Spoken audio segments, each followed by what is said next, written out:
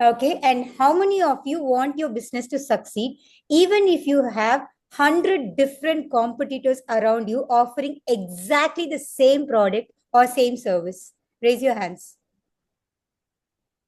Perfect. So if you have been wanting this growth and this success for your business, this is exactly what we are going to be talking about in this session today.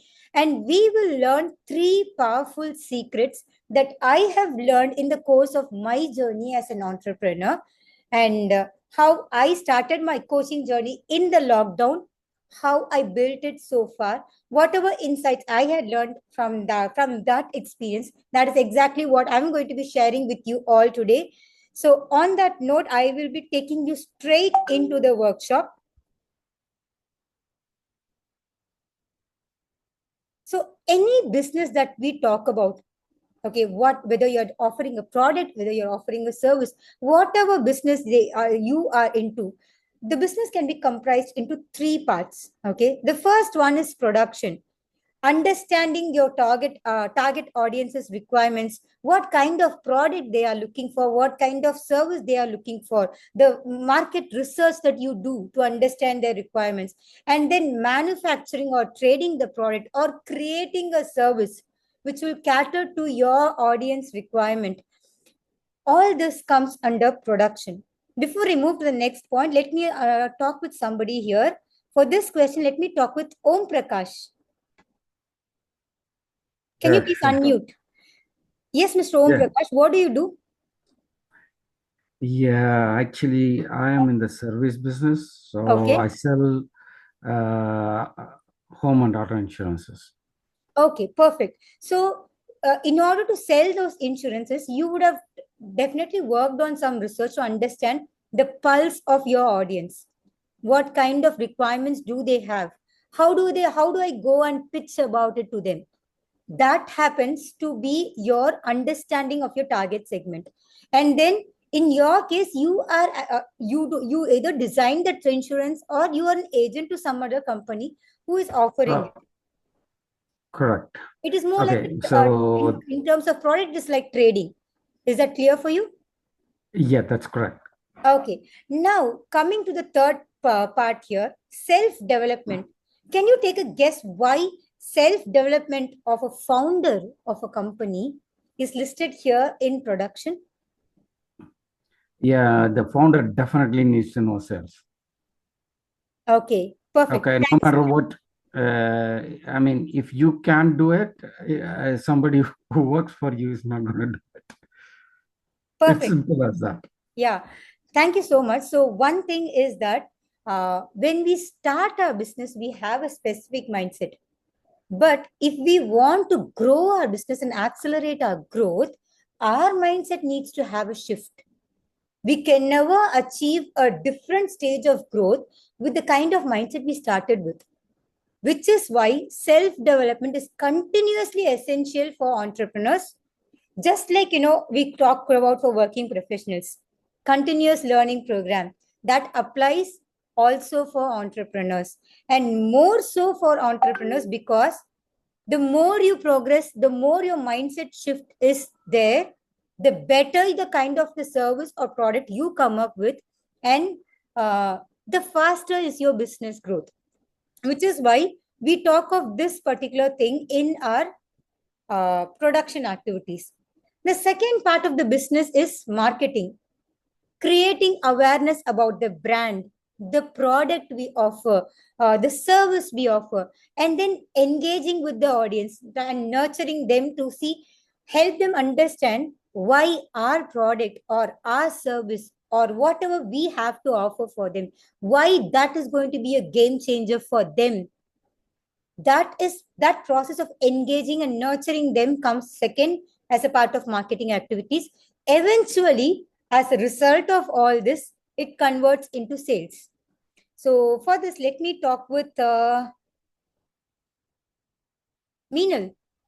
Meenal, can you please unmute? Yes, yes. Sorry. No problem. Yeah. So Meenal, what business are you into? I am building myself for an emotional coach, and I am, going in, like, I'm in the process of, kind of increasing my followers, regularly showing up, all the little steps I'm taking. I'm also following great people like you, Madhvi, Ravi, all the Humera. Okay, thank you. So you just mentioned increasing followers. Why do Yeah. you want to increase that followers? So, okay. So the thing is that what I am understanding is, I'm very new, I will say, but what I'm understanding is when more followers are coming, many people are they will watch my post and they will also ping me. Like some people are pinging me inbound and Hmm. sorry, maybe that's called inbound. They're asking me questions. What do I do? How do I Hmm. help?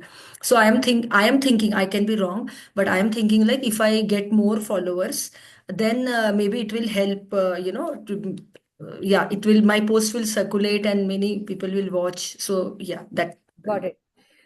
Thanks for that explanation, Meenal. So that effort of gaining more followers, that is your effort to increase the awareness of your brand and the kind of services that you offer. Whatever effort you take to nurture them, the kind of posts that you put up, the kind of broadcast messages, the newsletters that you share, all this comes under engagement. And then eventually, those inbound leads go on to convert into sales. Okay, this is the second part of business. Coming to the third part of business, third part is operations. When we talk of operations is about how you deliver the service to the customer or deliver the product to the customer, the handling the customer queries, deriving the logistics required for shipping your product or handling your service. All this comes under operations. The best ever customer experience you try to design for your customers, that comes under operations. They say customer is king. Helping your customer feel like the king or a queen, whatever efforts that you take to do that, that comes under operations. Okay. So, having seen these three parts of business, let me ask you all a small question. I'm so sorry. Um, I want to understand how much percentage of resources are you dedicating for each of these parts of your business? In terms of percentage, the time, the investment in terms of money, the manpower that you put in, how much percentage of your resources goes into production, how much into marketing, and how much into operations? Let me talk to Om Prakash. Yeah, that's a good question. I have no idea about it. Okay, so let's try to figure it out. So, how much Okay. time do you spend? Do you have a team to work with, or you work as a solopreneur? Actually, I have three people, but they're all Okay. contractors. They come and go whenever they want. Okay, So and what do they they do? don't even come. Huh? What service do they provide for you? They run the codes and they follow up, send it to the clients. And once the query comes back to us, they come back to us. Then, if they like our the carriers, what we Mhm. call it, right? We have multiple carriers. So, and the pricing, of course, they're all pretty much our own people. So Mm, obviously, price is the big point. got it. Okay. So based on the pricing, if they like it, they come back. And once they come Okay. back, either I close it or one of the agents close it. So Okay. it's all So, kind of like, most of the time it's off business hours is our work. And by the way, I work full-time IT as well. This okay. is my part. So, can I say they are more into your pre-sales? Sorry? If my understanding is right, is your Mhm. team more into the pre-sales process for your business? Myself, No, your team, the contractors that come and go. they can close too. So they are all everything except marketing. Everything else they do it. Yeah, one of Okay. them can do marketing as well, but Okay, they so have no. except marketing, everything else. Okay, so now you have manpower that goes into production and operations. You have Correct. manpower, you have time that you invest on either all these three departments, and you also invest money, right? So if Correct. you're supposed to give a percentage to this value, how much would you say production gets? 10, 20, 30, 40? 25, 45? Yeah, mostly production is the big, like 60 to 70%. 60 to 70%. Okay, perfect. How That's the much goes cost into wise, marketing? cost in terms of time and yeah, money wise too. And how much goes into marketing? Yeah, marketing around 10%. Okay. And how much into operations? There is not much in operations, I guess. This production is all operations. Okay. And the efforts you ensure to provide the customer service, handling their queries, everything comes under operations. So can I say around Okay. 10 to 20%? Yeah, 10 to 20%, correct. Okay. So now having noted, I hope all of you have made a note of how much resource you have distributed for each of your business. Now, thanks, Om Prakash. I ask a question right now to all of you. Why is it always going to? 1 second, please. So, if you have to grow your business, can you tell me which of this is the most important part of the business? Production, operations, or marketing? If you want to grow your business, which of this department is very, very important? Marketing. Okay. And how much time do you invest there? At this moment, not much. Okay. So, why I asked this question is, I'm not sure, Mr. Om Prakash, if you have heard of Naturals Beauty Salon. It is the leading salon in India. So, I recently interviewed the co-founder of this natural salon for a book that I'm writing. I wanted to gather some insights. I had asked him this question: how much percentage of his resources goes into production, operations, and marketing? He said 30% of it goes into marketing. Okay. And he just Yeah, summarized: marketing is business and business is marketing. Without marketing, nothing works for you. that's correct. There are most businesses that are not able to reach that stage. When people are trying to scale up, where they actually find it difficult is often they invest so much time in designing the best ever product or service. They invest so much efforts in delivering the best possible product or service to the customer. But there is one bridge that is supposed to come in between these two, which happens to be marketing, and that is something they miss out. Okay, I'll give you an example here before I explain this. I'm not sure if any of you who speak Tamil are here to understand this joke as well. So recently, I had a call with an restaurateur based from Goa. So she said she has been running her cafe since it was not a cafe, it was more like a restaurant plus bar, typical Goa style. And she has been running this since COVID. And she said right after the first lockdown was released, like there was like her restaurant was one among the top five in Goa. But post that, right now, she is nowhere in that list. So I started questioning her more on what kind of challenges she were faced and why she felt their ratings have dropped and why she is not able to get the same client fall right now.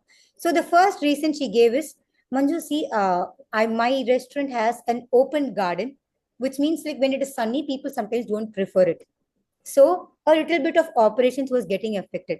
Second thing, her restaurant was not in the main roads. It was a little interior, which means visibility of the brand, the awareness about the brand was lesser.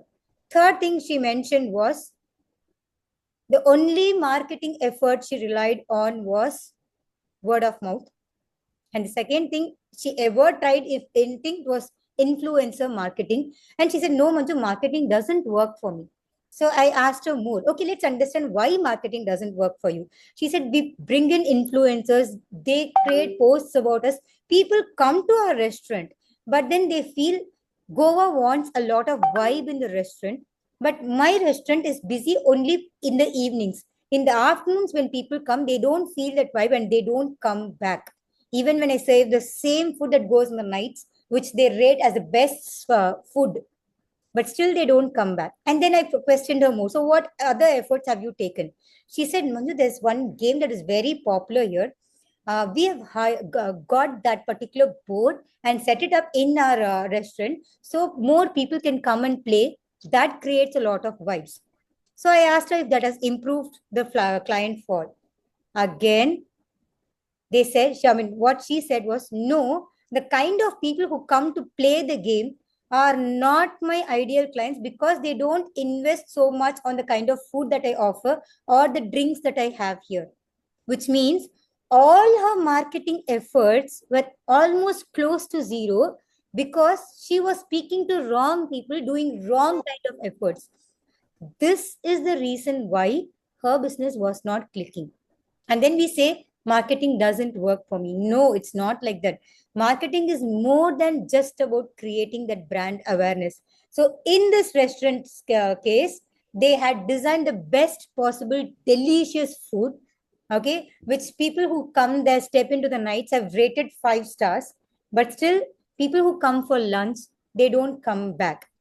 They give the best possible service, but still they don't come back. The reason was the missing link. Why?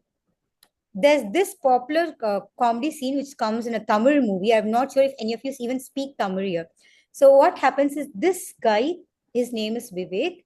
He is sitting. Ganesh, you have raised your hand. You want to say something? Yeah, like I'm Tamal. Like, Okay, Ganesh, can you yeah, explain this yeah. joke for our audience?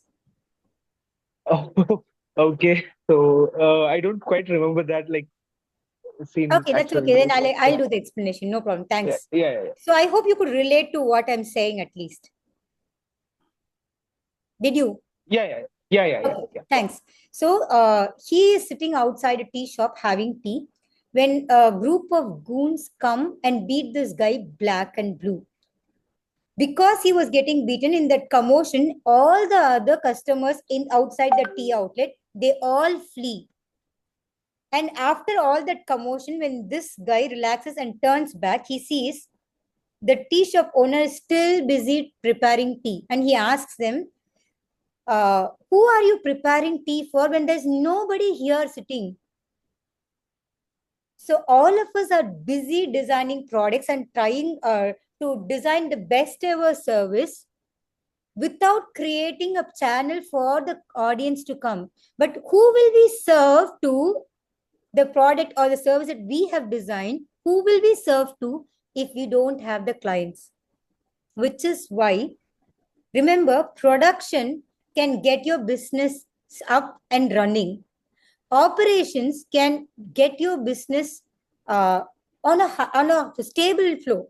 But if you want to grow your business, marketing is the most important element in your business. Okay, so I had recently attended an event by Startup TN Director. Again, I guess Startup TN is something Ganesh might be able to relate. So there's a department here in Tamil Nadu which is focusing on nurturing startups. The director of this Startup TN, he said this phrase, marketing is everything and everything is marketing. Yet, most entrepreneurs don't realize the power of marketing and they invest their resources. There's so much valuable resources in only productions and operations, believing that that is the only thing that is going to get them clients back. The missing key that you guys are looking for is marketing. So, what exactly goes in marketing? Okay, so as I said, there are 3 different steps. First step, you create awareness about your brand, awareness about the products that you offer. So in Meenal's case, she will be speaking more on the kind of coaching services she does. In Om Prakash's case, he will be speaking on the kind of insurance things that he offers. All this comes under awareness. Your brand, your product, your service, what they do, what help they do for the customers, that comes under awareness. And then nurturing your clients, engaging with them, and trying to help them see the value that you provide through either your brand, your product, or service, that comes under engagement. And finally, as a result of all this comes your sales. So how do people go about creating ad awareness?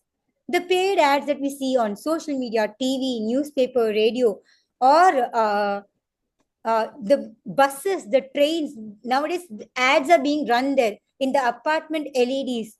Everywhere, whatever paid ads that you are seeing, they are all at the end of the day an effort to create awareness. How many of you here have done paid ads for your business? Can you raise your hand? Any of you have done paid ads? No. Okay. Next is social media posting, which Ms. Meenal had mentioned. People post about the products or service that they offer in social media. You open Facebook, you open Instagram, you open LinkedIn, you open Twitter, you open WhatsApp. We have so many groups where people keep continuously posting about their products, their services, and their brands. This social media posting is again an effort to create awareness. Third thing people do is participating in networking events. Okay, so I am a part of a couple of networking events here in Tamil Nadu. Some of it based primarily in Tamil Nadu, some of it are based outside of Tamil Nadu, so that I get a mixture of exposure both in India, outside India. That helps me connect with more people and help create awareness. Anybody else participates in networking events here? Meenal, okay. Om Prakash, perfect. Thank you. Ganesh has also raised. Good that you guys are investing on networking. 4 is stage events where you show up as an authority. Okay, there you go participate and you help your brand get that awareness about the products or service that you offer. Putting up hoardings. When elections come up, we see a lot of hoardings. Okay, for a drive from the airport, you see a lot of hoardings. All this are an effort to create awareness about the brand, the product, the service. And other things, sponsoring. Have any of you ever sponsored any events where your logos, the information about your brand grows? Okay, Om Prakash has done it. How has your experience been with sponsoring, Mr. Om Prakash? Yeah, quickly. Back, I'm actually a Tamilian from Bangalore. Okay. So I speak both Tamil and Kannada. Okay. So I normally participate in these two events in our Okay. area quite a Okay. bit. Okay, great. But yeah, I live in US, by the way. So that's why it's dark right now. I can understand. Okay. So yeah, these events keep happening all throughout the year. So I pick and choose. I used to participate in quite a few Tamil events before. Now Okay. the Kannada events as well, I do it. Okay. And sometimes, yeah, Telugu events too. Perfect.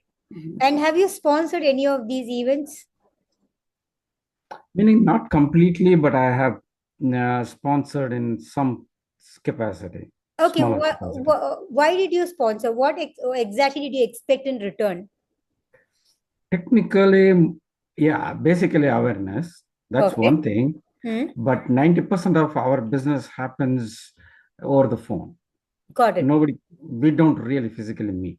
And majority of my clients are come along in these groups. Most of them I advertise on WhatsApp group or Facebook or something like that. So I get a chance to talk to them or meet them physically. That's one of the best things. But many of people who like our services, they always admire few things. So always they wanted to meet, but you can't meet so many customers at one shot or anywhere, right? So if you go to these kind of events, you meet them. Okay, perfect. Got it. So I had a coach. I mean, she was the one who helped me see that I wanted to become a life coach. Before that, I was more of a freelance content writer. So this person helped me find the transition. So she had sponsored one of her Zumba events conducted by her coach here in Chennai. In return, what she was getting is the data of all the participants to whom she could send information about her product or service. Okay, basically, she was looking for creating awareness by collecting data and then sharing for her service information on WhatsApp and email. Okay, so everybody has a different agenda when it comes to creating sponsorships.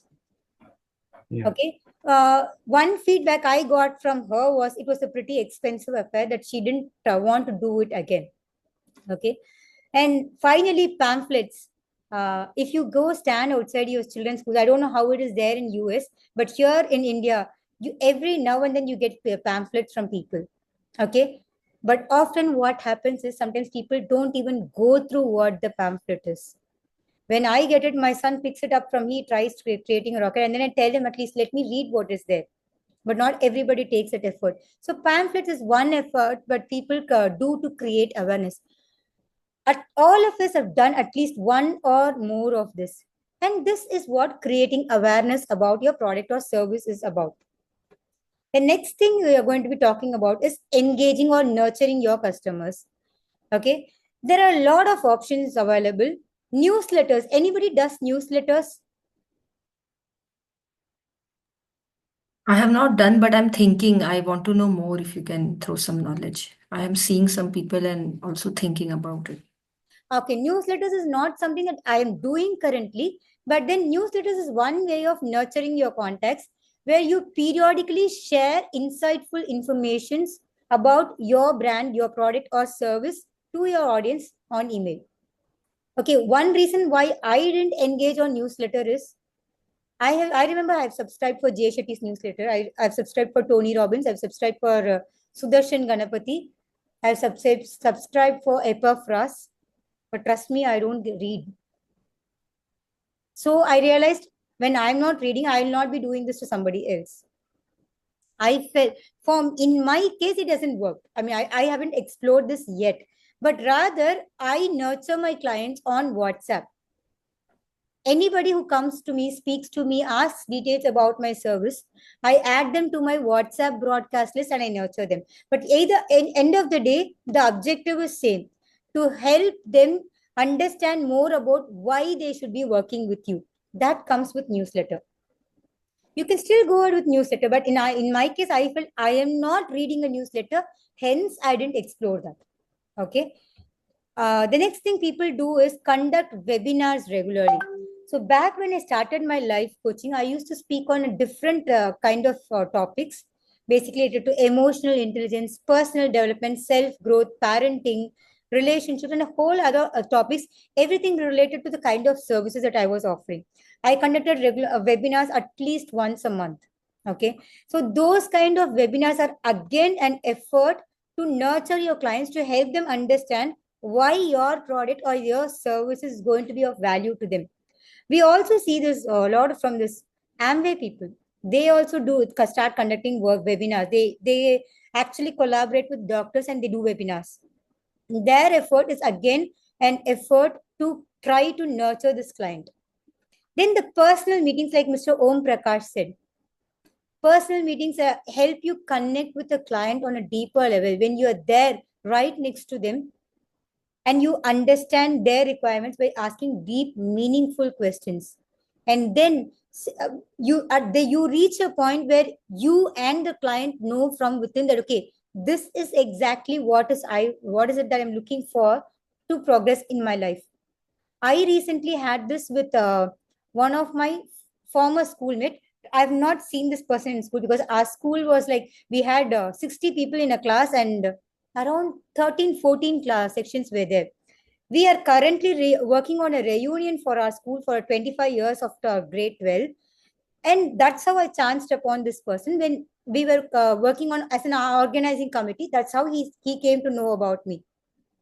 But during the course of our discussions, he realized I was a coach and he started speaking up to me on the kind of problems he is facing. And when I helped him see how my service could be of use to him, he kept in touch with me. So he's been in touch with me for a month now. And yesterday he pinged me saying he wants to take up my coaching. That personal meet that I did back then, that was the result, or that was what contributed here in that conversion. Okay. And the other efforts, the efforts that people do for participating in seminars, the physical events, the conferences where people show up as experts and showcase their expertise, and podcasts. People also do participate in panel discussions and share their insights. All this are an effort to engage and nurture their customers. And also the stall opportunities. Anybody has put up stalls? I would like to understand. Anybody has put up stalls? Yes, Mr. Om Prakash. How was your Yeah, experience putting up a stall? yeah, that's what I normally do it most of the time, Okay. all the time. That is one of the good way, many people come to me, and many people they themselves come and introduce and tell them, no, I am your customer. I've spoken to you for so long. Got it. You helped me so much and all that kind of thing. I am the one who normally talks to all these people because as I said, I speak few languages, so that helps, and they enjoy it too. Yeah. Especially the Perfect. younger crowd. Perfect. So especially for those people who are like first-time home buyers or first-time car buyers and all that kind of thing, they don't even know the basic stuff that we have to explain to them. Hmm. So that really, and when they come and meet you, they are really happy about it. Why? Because when they see you in person, the level of trust and credibility you gather, it's at a different note. Different It level, doesn't correct. come in the normal social media promotions. When people see you on face, the reason why we've asked you all to come on camera when we sent the message is you showing up shows your credibility.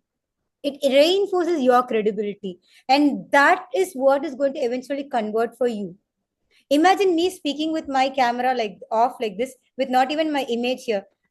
How much would interest would you have listening to me?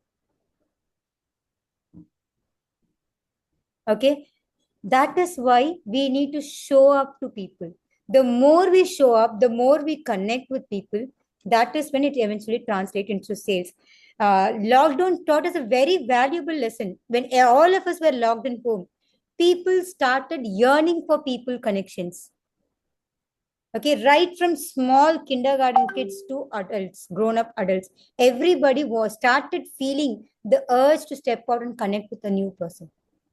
That is the importance that physical meeting and connections have.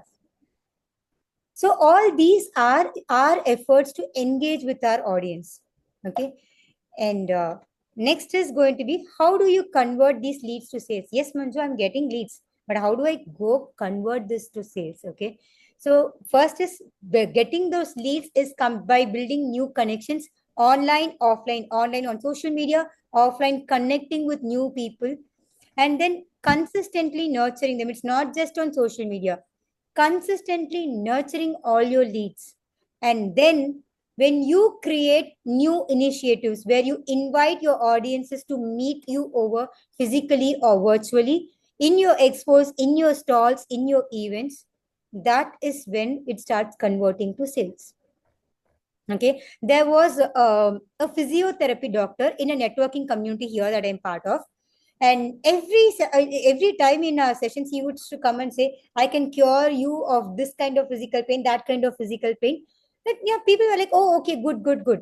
And then we had a meeting once in his clinic. Our entire community gathered in his clinic. That day, when people saw the kind of service that he's delivering, the kind of results he's been able to deliver to his customers, right then and there, there were multiple people reaching out to him in person saying they wanted to schedule an appointment. Yes, they had met earlier physically, they have been knowing about this person, but then actually seeing the kind of efforts, the webinars that you participate, the conferences, all these are an effort to showcase your authority. And when people see you as an authority figure, okay, this person is an expert in this field, I can go trust him or her for anything related to this field. When they get this trust about us, that is when people start buying from us. Okay, if this is what marketing is all about, I'm sure all of us are already doing marketing, right? Because you already said you participate in networking events, put up posts, put up stalls, put up sponsor events, everything was covered. Then why is the business still not giving us the result that we want? Okay, we are going to play a game here. I will talk with Ganesh. Yes, Ganesh. So, Yeah. Ganesh, I'm going to give you 30 seconds. You are going to tell us your name, where you are from, and what you do. Okay. Okay? Ready, start. Okay. So I'm Ganesh. I'm from Chennai, and I run a marketing agency who helps like business owners and coaches to build their social media presence, like with creative and unique strategies. Yeah. Okay, perfect. You Thank you. put me on the spot, then yeah. I hope I just managed it. Yeah. No problem. You told us you enjoyed the elevator pitch, right? Yeah. I Yeah. thought Yeah. I will hear that from you. Okay. Okay. Meenal, can you unmute and tell me what Mr. Ganesh just said? Ganesh is running a marketing agency, and yeah, Ganesh is running a. Sorry. He told That's properly. okay. I was the Perfect. one who. But That's Ganesh okay. is running a Perfect. marketing agency, and he's slowly building his thing. And he was little nervous, and he Got was it. put on the and he liked the elevator pitch. Even I heard that. Yes. Got it. Okay. Thank you. So now what we are going to do is all of us are going to unmute and I will give you all of you 30 seconds. All of you are going to do the same thing. Your name, where you are from, and what you do. You will all tell this together. Okay. Can everybody unmute, please? And your 30 seconds starts now.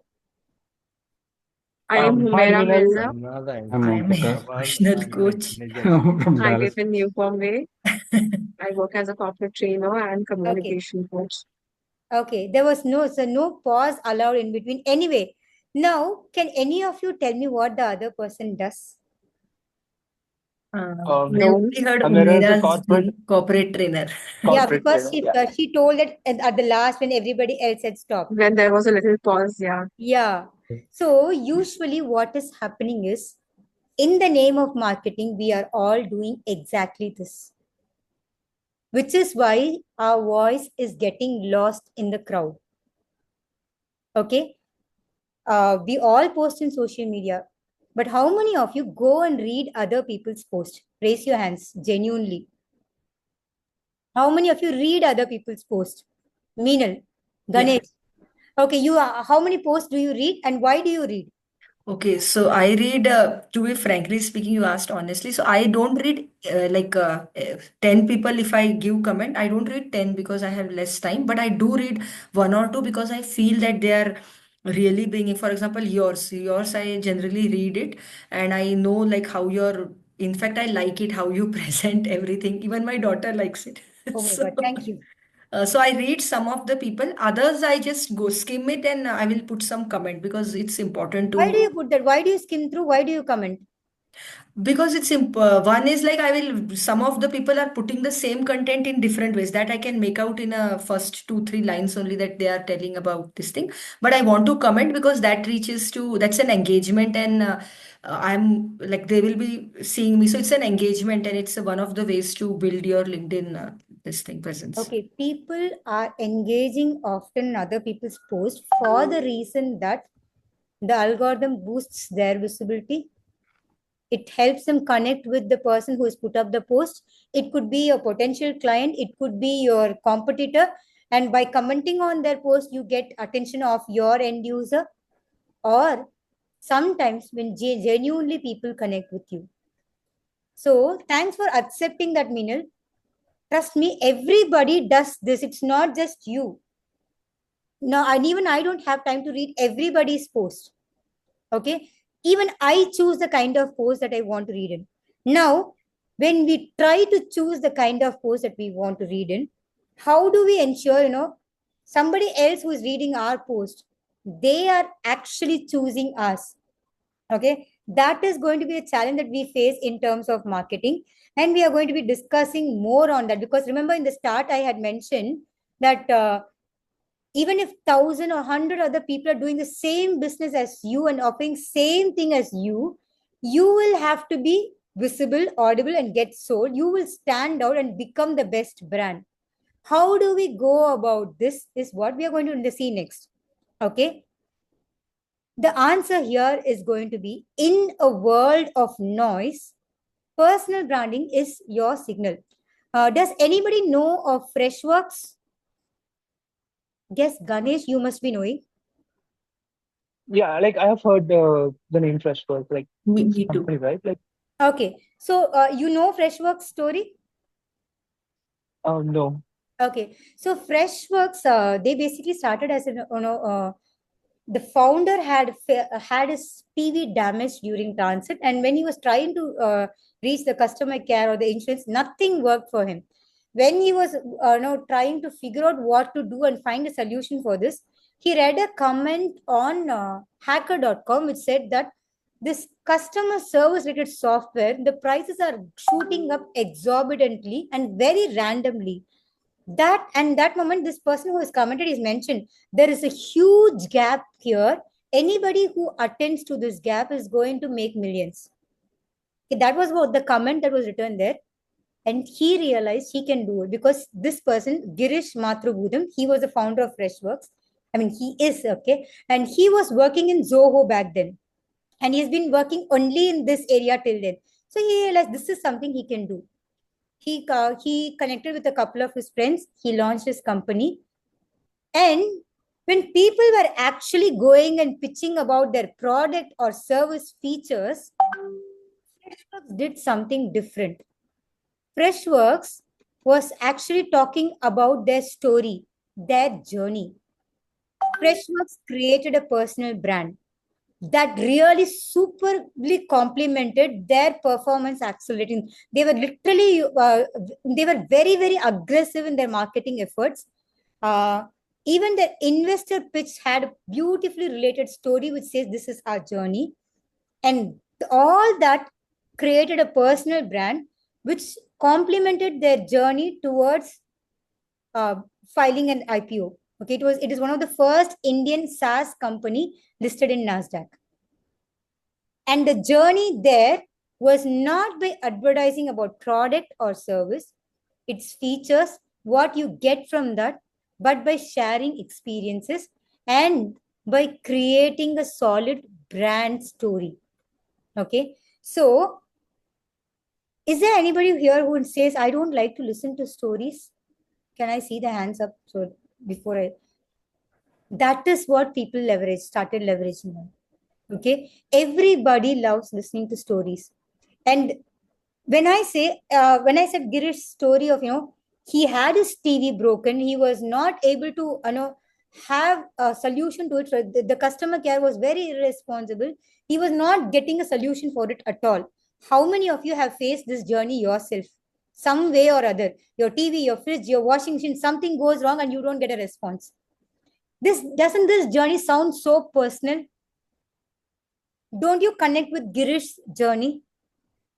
This is how people start connecting. Okay. Now, if I say, I just said, people keep shouting in social, everybody puts up their posts, their products, their features. If that is not going to get noticed, you might ask me, Manju, then how will me posting my story get noticed? Okay, we are going to play a game for that. I had asked you all to have your pen and paper ready. I hope all of you have your pen and paper ready. Yeah, perfect. Okay. So I want you all to write down the letters that I asked you to write. Okay. Ready? Your first letter is A.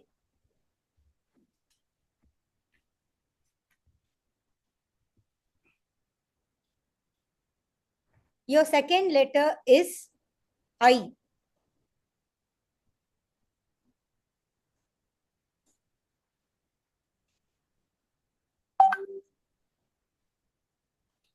Your third letter is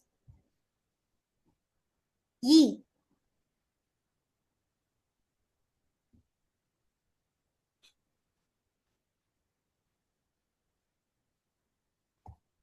Or I would, your last letter is going to be Y.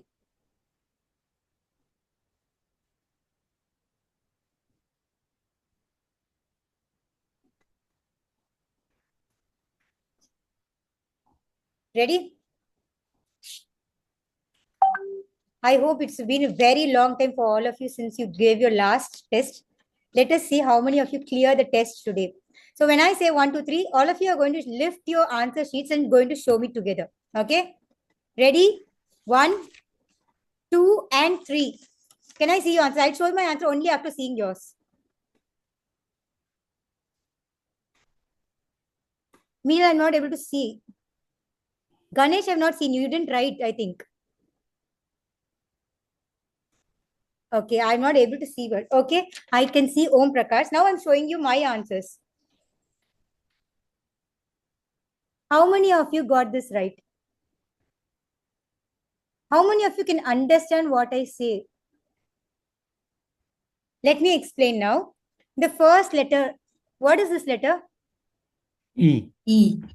I say this is A. Correct. Do That is any in of you German. speak It is A. French? Yeah, I know German. So in German, it is A. Perfect. Thanks for that explanation. You made my job simple. What is this letter? I. Okay, I hope all of you got that right? What is this letter? In Tamil, it is E. Perfect. Thank you. What is this letter? That is J, but is in German, yeah. Thank you. You made my job so simple. So I was working in Siemens somewhere from 2006. In 2006, I was working in Siemens. And all my German counterparts, when they called me, they would address me as Manju, not as Manju. I have to pause them and correct them saying it's Manju. Yeah, it's a Okay. good thing. Like I worked for Siemens for almost nearly 12, 13 years. Perfect. I think we have a lot in common. I speak Tamil, you speak Tamil. You worked in Siemens as well.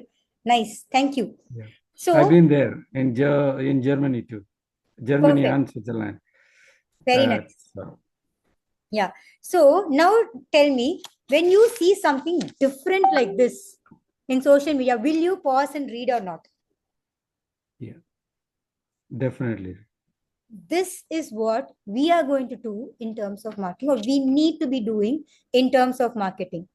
Get your audience, pause and read your post, whatever you have to share, because you are unique. And that uniqueness is what is going to show up in your post. And when that uniqueness reaches your audience, you have a unique personal brand created for yourself. You stand out from the rest of the crowd. The best advantage here is whatever product or service that you're offering, meaning that coaching that you're offering, or Om Prakash, the insurances that you're offering, your competitors can copy that, but they can never copy your story. Whatever journey you have been through, they can never build a personal brand that exactly looks like yours. And advantage of having that personal brand is, when I showed this letter, I'm sure it didn't make sense to Humera, it didn't make sense to Meenal, but Om Prakash was able to identify it, Ganesh was able to identify it, because they know this language and I am speaking their language. Girish Matrabhudam's journey might not necessarily resonate with everybody, but those who have felt that pain, been through that journey, they understand what it is all about. And when he says that, I was so frustrated with the customer care process that eventually, in an attempt to fix it, I launched a company, people will resonate with it. That is the beauty and biggest advantage of having a solid brand, a personal brand, where your journey as a founder is known to the world. Okay, so how do you go about building this personal brand, and what it is, how does it make yours different from others? So when I said traditionally what people share about their products or service, it is the tech knowledge that they talk of, the product knowledge, the service knowledge. They talk about the products, they talk about their services, they talk about the offers, they talk about the benefits, they talk about what is different from the competitors, everything. But what makes personal branding style of marketing unique is you, yourself, and your journey. Whatever made you start a venture like this and run it the way you are currently running, there is a solid reason behind it. I'm sure you all have heard of voluntary and involuntary actions. Anybody remembers what it is? Voluntary is something which we are conscious of doing, and whatever physical, some of the things like doing exercise or that, all of that is voluntary. Involuntary is like, for example, our food inside, like our inside our body, so many involuntary food getting digested, we overeating and it taking care of, all that is involuntary because body kind of does like our sleeping, heartbeat, all that inside thing is, that's what I know from biology. Perfect. Thank you. So, running your business in a given way, however you choose to run it, is that a voluntary action or an involuntary action? I I think it has to be a mix of both, but mainly first beginning voluntary, and then we should do something that it happens involuntary. Okay. So you Not sure. build systems and processes that make it involuntary. Yes, But yes, which means essentially when you're doing something in a specific way, when you say it is a voluntary action, which it means that there is a solid reason behind why you are running it that way. But the problem here, usually here is not others are, I mean, it is you who are knowing your reason. Others are not knowing it. Okay. And the second thing is your expertise, the niche that you choose to. Uh, Meena, you said you wanted to become a coach related to emotional intelligence. What yes, kind of target audience you choose to, and what specific results that you help them achieve? That becomes your niche. And your expertise in that area, when your clients understand that, that helps them relate with you. And then sharing your experiences. When others are talking about their product benefits and services, you talk about experiences. Meena, you just said a little while ago, you like my post and your daughter likes my post as well. yes, Because I never talk about the benefits of my services.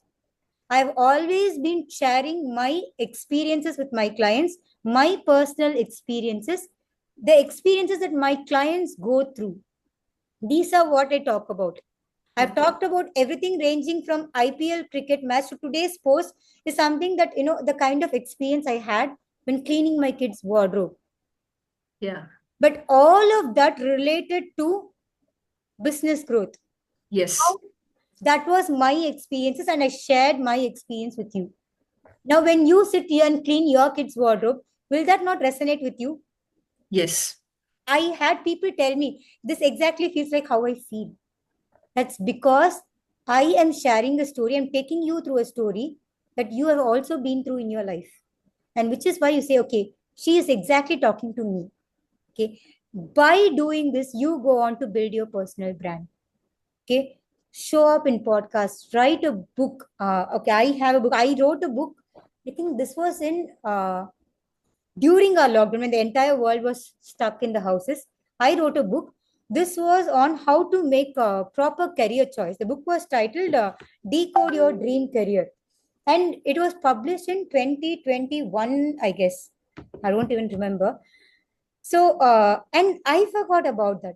But this year in January, I got a message on Instagram from a person. He reached out to me saying, "Ma'am, I've read your book. I'm stuck in my career. I'm stuck in a wrong career, in fact, and I want you to help me transition from that career." And I don't have any remote chance of connecting to this person otherwise. I have had people come to me earlier, but this was the most recent.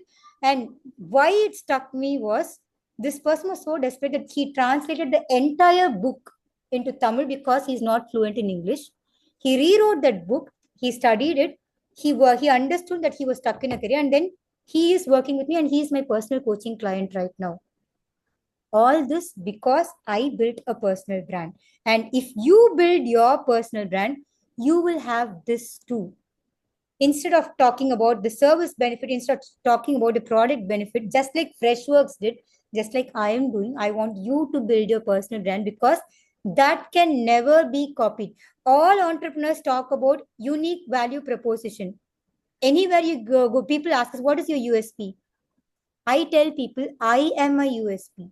You are your USP because your journey, nobody else can replicate it. And if you can share this to the world, that is the advantage you will have for your business. Let me show that in action now. I'll talk to Meenal again for this. Meenal, imagine, do you follow alternative medical therapies? Yes, like homeopathy, Siddha Yeah. medicine, all Okay. that. So I'll give you an example. Say one or two streets away from your house, there is a new naturopathy clinic opened. Okay. Yeah. Usually you have just seen the board of this doctor, but you don't know any other information about this person. Okay. And then you chance upon a podcast where a naturopathy doctor is featured, and that doctor says he was actually an ophthalmologist by qualification. He grew up in a family of doctors, allopathic doctors, but his transition happened because of his life story.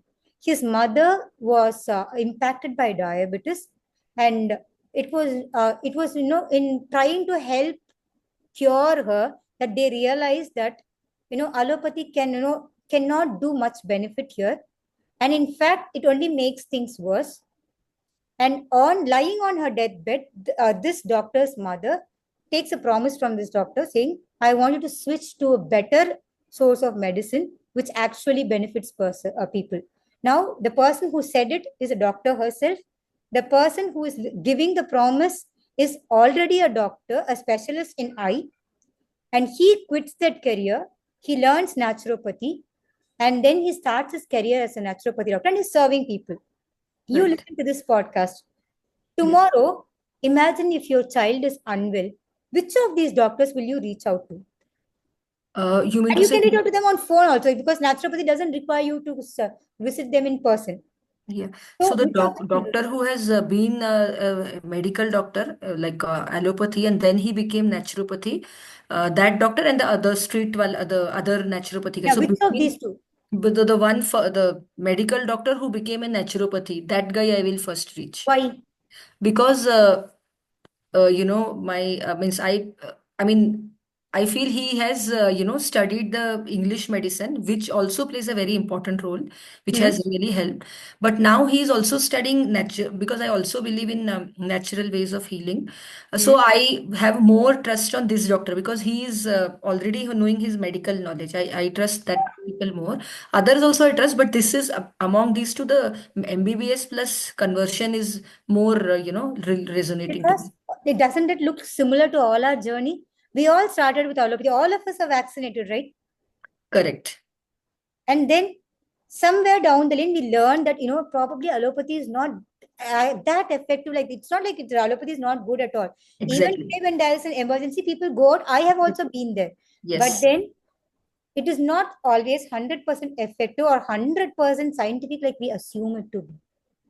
Yeah. Yes. That transition makes us to choose alternative medicines. And we see a person who has been through his journey already, himself or herself, which is why we go to them. Yes. Yes. Yes. Okay. Now, Meenal, for your information, this is a true story. The story of a doctor who transitioned from ophthalmologist to naturopathy. He is the one I consult. It is a true story that I gave you all, and I still continue. I have never met this doctor. When I started consulting this doctor, I was in Mumbai. This doctor is from Chennai. I have only spoken to him over phone. I have never met him, not even on a Zoom session, but I Yeah. still continue to follow him. Not because it's easy. Trust me, naturopathy is very, very difficult. They overhaul your entire lifestyle. Yeah. He's made me starve one full day when I had fever, which allopathy doctors don't tell you. Okay. Right. But he made me starve one full day. But I chose to do it rather than propping up a paracetamol, because I have seen one is effects of his treatment, and most importantly for me, the journey of his transition. It meant a lot for me. I felt it was very powerful, so I keep sticking to him. Yeah, and one another person, please share later the contact number. Other person is Deepak Chopra. He's very popular. He got settled in US. Deepak Chopra was also a MBBS doctor and went to US, and he also has gone to Ayurveda, not something like Okay. naturopathy, but Yeah. So so, basically, the transition. I'm telling you why I'm telling this is getting an Ayurvedic medical certification. That itself qualifies you to a doctor. People can come to you naturally because of that certificate. But then there's an extra value of trust when you share your journey. Not everybody who went on to complete their MBBS has been a successful medical practitioner, right? Similarly, Not everybody who launches a business, a product or service can become a successful entrepreneur, because we need to stand out. And how do you stand out and convert that into clients is what we are going to be learning in our sessions today. So let me take you further. So I mentioned about Mr. C.K. Kumaravel, right? The co-founder of Naturals. This is Mr. C.K. Kumaravel, and I told you I had met him last week. So I am currently writing a book, and I wanted to gather his insights. So I had asked him why he spends time on LinkedIn, why he's super active on LinkedIn. He told me LinkedIn is your new visiting card. You don't need anything else. Have a solid personal brand. And when you have a solid personal brand, that is going to be a game changer for you. This was his words. It was there in my LinkedIn post. You can also go check the comments that he had put up. He has concurred with the fact that he said LinkedIn is the new age visiting card. Okay. And this presentation, when I created it, I think sometime last November. That time he had 38,000 plus followers. Now we might assume, for a company like Naturals, nobody actually thinks of, learning about hair spa or facials or anything related to personal grooming on personal branding or on LinkedIn. Do any of us step into LinkedIn trying to learn this? Yet he is there super active. And he keeps sharing his journey. To give you an example again from my own life, if any of you have been knowing me, you know I am not a person who is even aware of actual grooming techniques, let alone not saying interested or not. I don't even know the proper grooming techniques. If at all I do anything, it's maximum of getting my hair trimmed. And I don't know which hairstyle suits me. I don't know the charges each what the charge is for hair trimming at any of the salons nearby. I have a salon just two doors away from my home, and I don't know about the quality of service in any other salons. The only salon that I go to is, I'll come to you. I go to is Naturals, for the reason that do any of you here know what is the mission of Naturals? Ganesh, Om Prakash, since you said you know of Naturals, I guess you must be knowing. No, actually, I met him also in 2019 here in Texas. Okay, what is his mission? One of the things he mentioned a whole lot about the way he started and all that thing. But he told that his mission is he wants to empower women. Okay. Perfect. And one thing he said was, women are more powerful, and if you make them if you give them charge or responsibility, the way they can carry forward is way beyond, and they can make the whole family also take that responsibility though. Okay, thanks that for we sharing see that, it always. Yeah. So I his think mission, that was it, right? Yeah. His mission is to create a housewife-free India. Correct. And he says that openly in every single meeting that I've been there. He is super active and super loud about it on social media as well. Why that journey resonates with me? Somewhere in my journey, I've also been a homemaker, and I strongly feel homemakers are not given the due respect that they deserve. And he points that out on stage, standing as a successful entrepreneur himself. And that is the reason why he wants to have a homemaker free India. That story resonates a lot with me, which is the only reason I go to Naturals. I don't know any other thing about the kind of products being used, what is the other kind of services different parlors offer. Nothing. My reason is simple. I like the story he said. And I personally asked him how many people say that. There are a lot number of people who resonate with their journey. There are so many women entrepreneurs who have been inspired by his journey and started their own franchising models with Naturals because of what he has shared. I'm just getting my hat, and people have gone to start on their own ventures because of the trust in him. Okay, that is the power of having a solid personal brand. The second person here is Aman Gupta, Boat's founder. If you have been watching Shark Tank India, or if you are following the basic entrepreneurial ecosystem here, Aman Gupta is super active on social media, and he's probably shows up a lot publicly, and he has a huge personal brand. He has over 2 million followers on LinkedIn, and uh, in his book, I think I had a book on related to Shark Tank India. He has mentioned the visibility that he gets through all these areas. It helps in boosting his business, his brand sales. When boards tells that, when naturals tells that, then we are, emerging entrepreneurs. Somewhere we are yet to reach that stage. We can also reach that stage if we follow their shoes, which is why I wanted to share this. So, one thing I always want you all to remember is people buy you first, then your products or service. Okay. Anybody who has heard of Sridhar Vembu's journey? I'm not sure if North Indians know about him. I know Zoho guy. Yeah. Anybody who knows about his journey, even if they don't have a need to use Zoho's products, they become a fan of Sridhar Vembu. Why? He is very simple.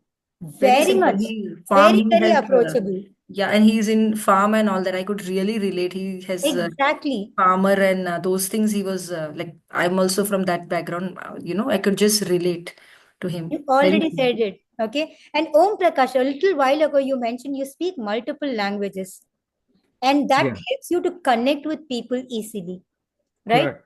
Correct. Did you see just getting that connection, how much it has benefited you? Yeah, big time.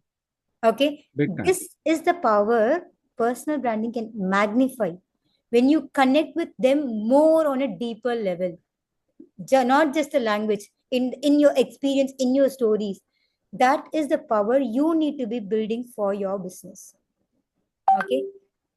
So I'm going to be giving you all a quick run through about my personal coaching service and how I am actually helping my clients achieve whatever I've been telling you. Helping them have a better focus on marketing. In fact, right marketing, not just random marketing, building a personal brand. And another third secret that I'm going to be talking about right after this details about my service. So, in my personal coaching, what I do with my clients is I help my clients build their personal brand. I help them unravel their stories, whatever journey they have been through. And I help them curate a compelling narrative for themselves and their brand. I teach them how to use their stories, just like we have a story for Sridhar Vembu, just like we have a story for Girish Matru Budam. Each of us have a story here, and that story is what I help my clients to narrate it in a way the audience learn. And I also help them unravel their core values and help them feature that in personal branding so that their core values make them unique just as much their personal stories are. And that sharing that values with the world helps them create a very solid personal brand. So, if for those of you who have been learning, following me on LinkedIn, you might be knowing I always talk about significance and growth for business. Those are certain things that I value a lot. And similarly, whatever you value a lot and whatever you can help your clients with, that is what you will be curating in your personal brand. And uh, rather than just writing something there, how do you write in a way audience resonates? How do you write in a way just like how Meenal said, Manju, when I read your post, I see me there in you. When I see Sridhar Vembu, I see me in him. How do you write in such a way that your potential clients see themselves in your journey? Okay, there is a very popular quote which says, you need, like for every story, there's a hero. When you share your journey, actually you are a hero, but you share it in such a way that you make your clients feel like a hero. How do you write in such a way? That I will be coaching you on. And how do you build and optimize a very solid personal brand? These are certain things that I will be working on with you. Once you build a personal brand, how do you leverage it for attracting right clients? How do you leverage your personal brand for maximizing sales and building your business empire. Why I said right clients again is, I think a couple of months ago, there was a person who reached out to me on LinkedIn, not a couple of months, I think more than about 2 years, I believe. So this person had said he will help me come up with better writing approaches for LinkedIn and help me have a better visibility and reach. So I had messaged him saying, see, what I'm looking for is somebody who can tell me what exactly I'm missing and how do I get that better visibility. That was the only thing I said. And when I connected with him, he started pitching about handling my LinkedIn for me. While on the other hand, I had clearly mentioned I only wanted to know what is the missing piece. Rather, if you're going to teach me that, I'm ready to learn. I'm ready to pay for it. But this guy says, I'll handle your LinkedIn for you. This is because his messaging was not clear with me. But in your case, you can attract right clients who understand what exactly you offer, what exact problem you solve and how you solve, and then come to you only for that. Okay, this is something I can help you build on social media and through your networking approaches. And how do we go about all this is we will be identifying every single thing that makes you you and that makes you unique, and we will learn how to leverage this uniqueness of yours work for you. It's like everybody has an advantage. In Girish Mathrubootham's case, he was somebody who grew up watching movies, so storytelling was something that came naturally to him. Okay, he used his uniqueness there. He used his journey there. Similarly, you have a journey that the world needs to know. How do you leverage that? That is something I will be coaching you on. And third thing that I said is in the beginning of our presentation, we were discussing about the three departments of a business, where I said working on self development is essential for any founder. So your personal growth journey is also something we will be working on. Personal brand is not just something you are born with or you have so far. You will be evolving as a person. And how do you accelerate that evolution of yours and break free from things that have been inhibiting your business growth? I help you learn that and leverage that for building your social media. And I also help you learn how you can keep evolving and growing as a person, not just today, tomorrow. How do you do that systematically, day in, day out? Just like you get up in the morning, some people go just brush their teeth first, some people to grab their mobiles. Both are different, but both have become habits for people. Similarly, how do you make growing and evolving a daily part of your integral habit of yours? That is something I will be coaching you on. And I will also help you achieve your goals, be it in your personal life or your business life. That is about my personal coaching service. And how these sessions happen is I'll be connecting with my clients one-on-one at a mutually convenient time on Zoom. And if you are here in Chennai, we can catch up once in a month in person as well. And in that 1 hour session, I will be giving you certain insights, and then I'll be putting you through certain actionables, which will help you to put that insights that you've learned, the theoretical knowledge that you have gained, into practical use. So just like I mentioned, making an integral habit of growth and evolution, you will learn to put the theoretical knowledge that you've learned into practical use, so that you go on to build your personal brand, so that you go on to attract right clients, so that you evolve as a person, and so that you build a successful business. Now, coming to the investment about myself, the kind of services I offer. First is my personal coaching that I've said, which it starts from 15,000 per month. Basically, and the price rates differ based on the entrepreneurial stage at which you are traveling and your goals ahead. It's based on what you have currently accomplished and what you are envisioning to accomplish. Based on that, your journey will be curated, and we will be your investments will also differ for that. There are also other things that I offer. If somebody says, Manju, I want personal development coaching, I don't want to be coached on creating a personal brand. Rather, I would like somebody helping me with it actually. I will be kind of guiding my team to curate content specifically for you based on the insights that we unravel in our personal coaching journey. So I am a life coach myself. So whatever I teach my clients who are from looking for something other than personal branding, I have clients from corporates. I have people from who come for parenting, relationships.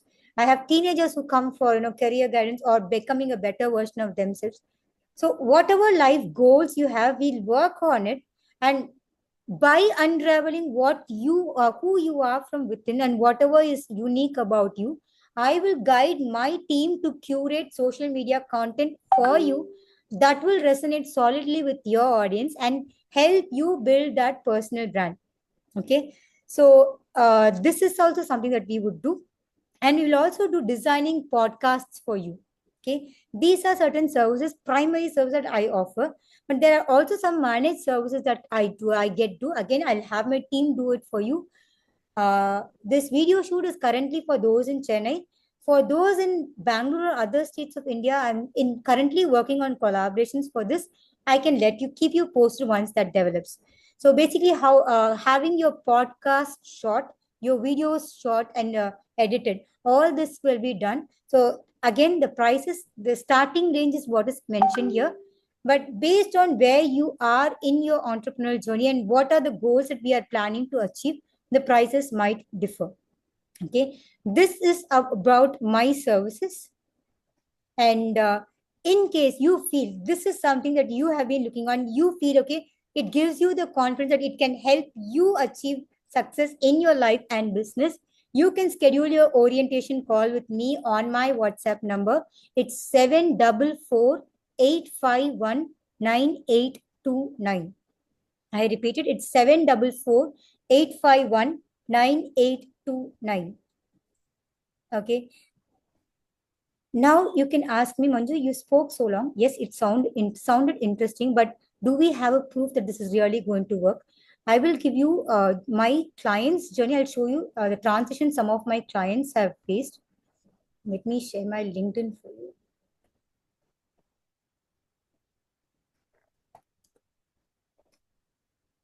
So the first client that I'm going to be showing is, this is my client, Dr. Ahmed Parvez. So he joined me in the end of last year. He was a final year dental student back then, but he was also having a small personal branding agency. In fact, he's not yet registered as an agency.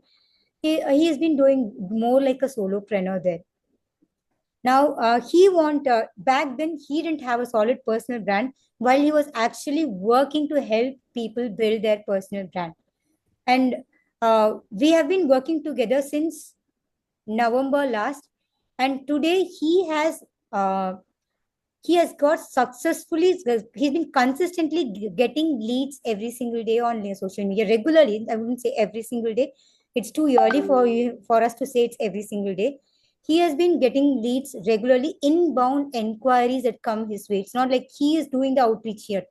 It's inbound inquiries coming on social media.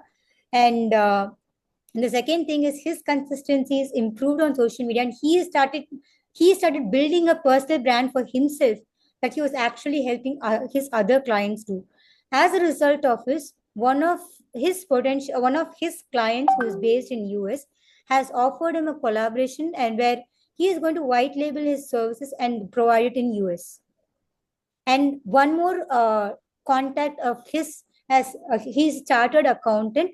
He is speaking a collaboration where this chartered accountant will start referring clients to him, seeing the kind of service this Mr. Ahmed has been providing.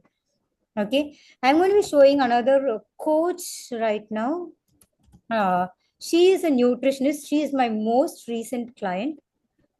Not this.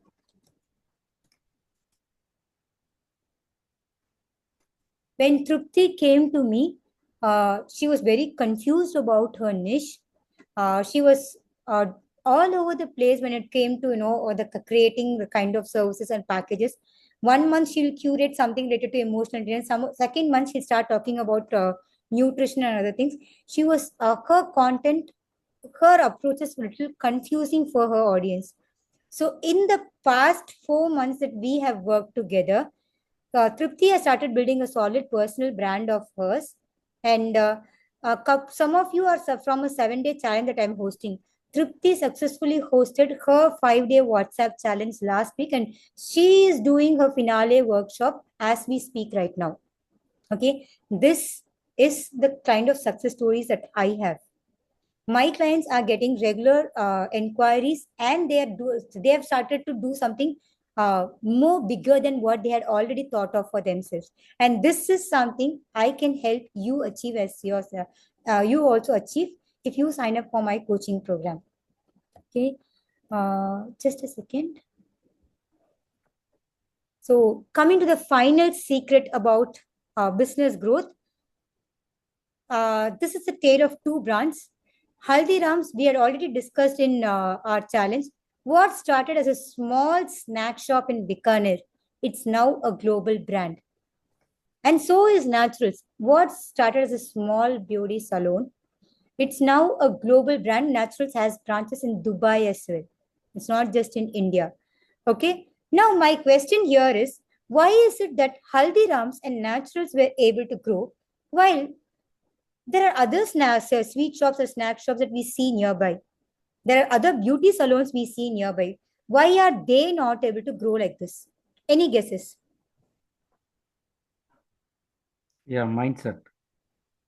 Mindset. And the vision. Perfect. Thank you. You made my job really simple. Okay, mindset makes all the difference, which is why entrepreneurs need to invest in their personal growth every single day. It's not an option, it is mandatory. Okay. How many of you have heard of this shark growth theory? Anybody have heard this? Has heard this shark growth theory? Okay. Have you seen sharks being grown in fish tank? No. I don't think okay. so. Okay. How big does a shark grow? Good question. Just give me a random guess. It's fine. Like a whale, it can grow like a whale. I mean, just Can you give me a number? Whale is measured huge. in tons, but Yeah, shark it's is not in somewhere close, smaller. Okay. Ideally, a shark can go on an average more than 100 centimeters. Okay. Do we have a fish tank of that size? Yet, trust me, people grow sharks in fish tank. How do they grow? Because they're not giving that space for it to grow. As a result, what happens? Sorry? As a result of that lack of space, what happens? It doesn't grow. Exactly. The real potential of a shark, if you leave it in the vast oceans, where it can be its true self, a shark can grow more than 100 centimeters. But when you raise it in a fish tank, when I got married, my brother-in-law used to raise sharks in a fish tank. Initially, that fish tank was of this size. After it grew a little big, he put it in a bigger tub. But it never outgrew either of this. Okay? And that is what shark growth theory says, that a shark will never outgrow its environment. And that environment for you and me entrepreneurs is our mindset. The reason why some brands make it big while others don't is because, first of all, not many people even have that vision. Before Naturals came, we had beauty parlors, we had barber shops. But did they dream? Did they even think of doing something big like this? It's because that they don't have this vision in the first place, that they don't go on to succeed.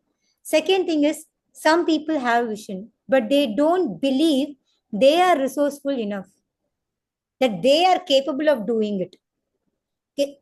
Everybody wants to know, so many people, they want to lose weight. Okay. But do everybody actually end up losing weight? Or I'll give you a better example. Meenal, do you cook? Yes, What is yes. something you're good at cooking? Uh, I think everything I could, but cook well. But yeah, I think I make a lot of salads. So Okay. okay. So imagine I call you and I tell you that all of us here in this webinar are coming to your place today evening. Mm-hmm. Can you prepare salad for us? Will you be ready? Uh, yeah, if you give me now notice and it's evening, I can prepare like a nice Ready, salad. right? Okay. What is something you find really difficult to do? If It's not you about cooking, just anything. if like people don't inform, I mean, I think miscommunication or like suppose you would inform me 1 hour, 15 minutes before, and there's a pressure from me like, No, okay, I'm I not can. asking like that. Say, for example, maybe it's coming on camera and showing up, I mean, recording a video or going on stage and speaking, something like that. An action which is very difficult for you personally. These things, what you mentioned, they are actually like I'm very comfortable.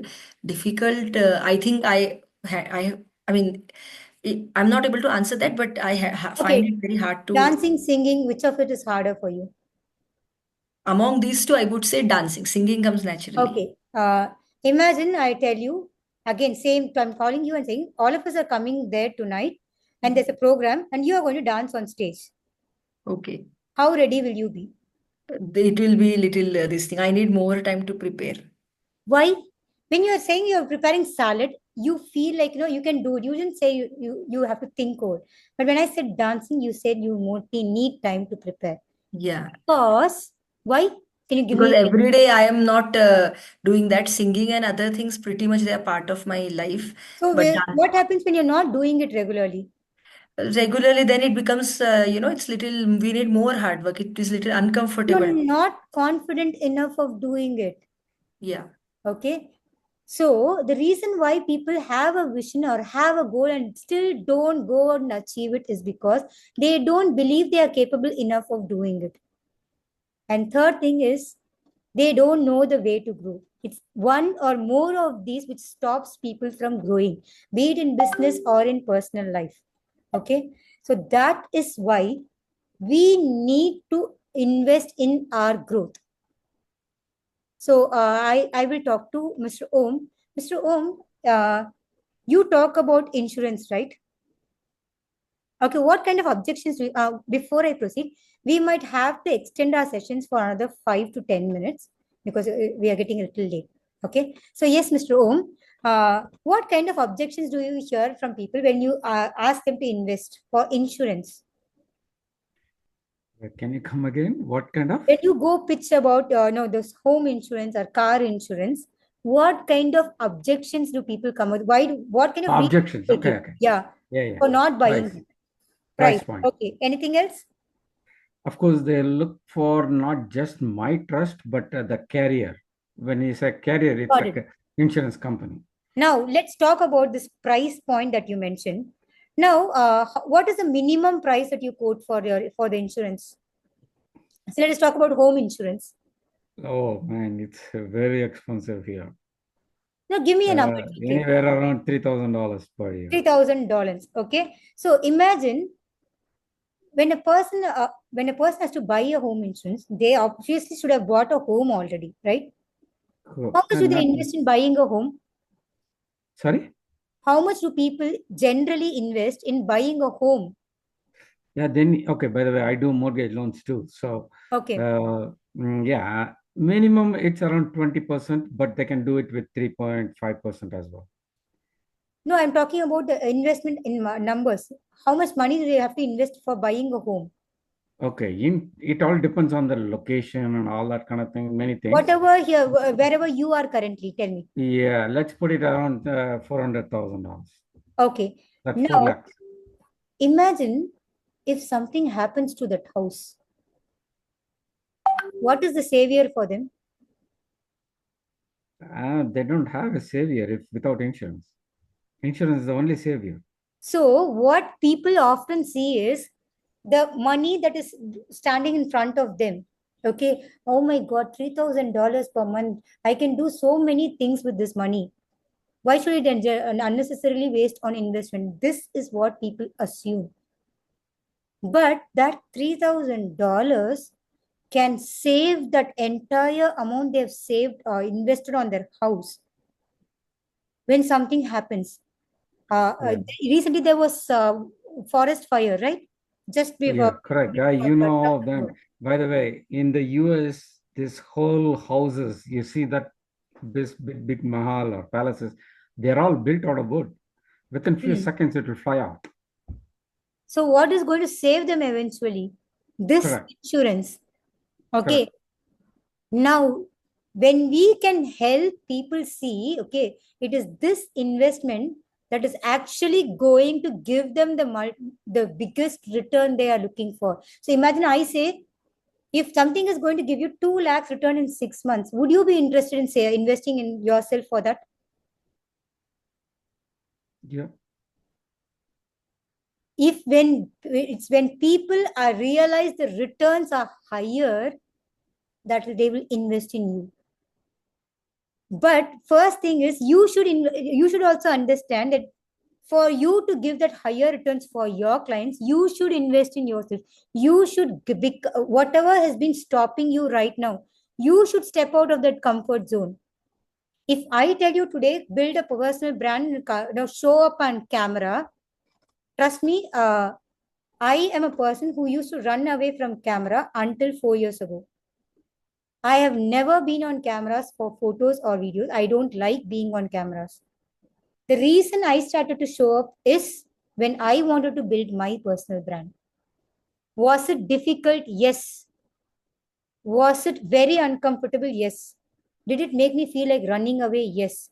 But I stepped out of my comfort zone, as a result of which I have Meenal here. She said she's been following me on LinkedIn. Okay. That is how you show up out of your comfort zones and you attract potential leads and clients. Okay, this is what you should be working towards in your business as well. Invest in yourself first. That is the biggest investment you can do either for yourself or in life. But the question is, are you ready to make it? Or are you seeing only the immediate expense that comes in the name of investment? Are you looking at the returns or are you looking at the expense? That is what is going to decide where your focus is going and what is the result that you are going to attract. And when you are ready to build your brand and journey with me, remember, when the student is ready, the master appears. That is all I had for you with today's session. Thank you so much for joining. I'm open to questions right now. So Yes. I have yeah, so first I wanted to say that that personal story of grooming I could relate, and that's why not only me, there are many others also who follow you. So that is great thing. Okay. Second question I have is like, do we have to build only on LinkedIn or do we have to do on Insta also? Because I find very like time consuming to do everywhere, especially with a full-time job. So just wanted to ask you that. Got it. So basically, you build your brand where your audience is. Okay. Okay. So in the kind of the leaders images that I showed you, Mr. C.K. Kumarve or Aman Gupta, they have a solid team who does it for them. Okay. But when you are solopreneur and you said you are already a full-time employed person, Correct. you will have limited resources in terms of time. So Absolutely. in my case, I started with Facebook, but then I realized my potential clients are more on LinkedIn than on Facebook. So I migrated to LinkedIn. So whatever content I create for LinkedIn, I use that for Facebook and Insta as well. But I'm super active on LinkedIn, not on other social media. So you choose where your ideal clients hang out. Okay. Any other questions? Um, no, it's okay. Perfect. Thank you. If I get it, I'll ping you. Yeah. Perfect. Thank you. Okay. If anybody has any other questions, I'm there to answer it. Otherwise, we are done for the day and you can take a leave. Thank you. Okay, can you stay? I just need to talk to you. Sure. This Yes. is slightly away from what this. Perfect. Yes. 10 years. Okay. Yeah. Ganesh, do you have any questions, or if you're done, we can take a leave? Yeah, thank you so much for the session, Manju. That was great. Thank you. Thank you. Yeah, it was wonderful. Very Thank informative. you. Thank you. Thank you. Bye bye.